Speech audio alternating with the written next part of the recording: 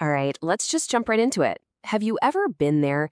You're working on something, a new skill, a fitness goal, maybe a project at work, and you just feel stuck. I mean, you're putting in the hours, you're doing all the right things, but you see absolutely nothing to show for it. It's that moment, that really frustrating moment, that makes you want to quit. Well, today, we're going to talk about that exact moment because it turns out pushing through it might just be the secret sauce you've been looking for. So let's just ask the big question right up front. Why? Why do so many of us give up, often right before things are about to get good? You see this pattern everywhere, and it's about more than just willpower. There's a real psychological reason behind it. And, once you get it, it can change everything. We tell ourselves all these stories about what it takes to succeed, right? We think, oh, I just need to work harder, or I need to get a lucky break, or it's all about who you know. And look, those things don't hurt.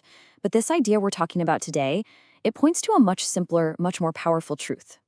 The real difference maker, it's the people who just didn't quit when things felt pointless. And that feeling, that pointless feeling, it actually has a name. It's called the Valley of Disappointment. And this, right here, this is that critical phase where so many great ideas and big dreams just fizzle out. So what is it really? The Valley of Disappointment is just the gap, right? It's the lag time between all the work you're putting in and the results you can actually see. You're doing everything right, but the scoreboard still says 0. It feels like you're just shouting into a void. But the most important word in that whole definition is seems.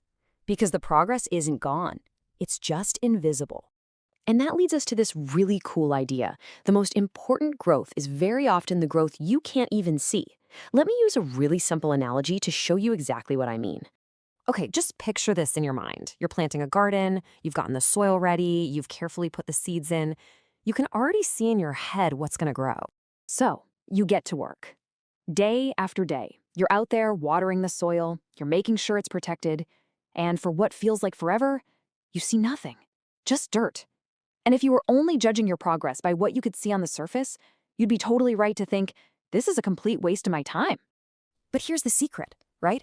Beneath that quiet, unchanging surface, a whole complex system is being built. Roots are pushing down deep, creating a strong foundation. All the essential groundwork for all the future growth is happening completely out of sight. Without this invisible part, you'd never get the plant. And of course, this isn't just about gardening. This root-building phase, it happens everywhere in our own lives. I mean, think about starting a new career path, or trying to get in shape, or learning a really tough skill like public speaking. Man, those first few attempts are just awkward and painful. It's the exact same thing when you're building a business or even just trying to improve a relationship.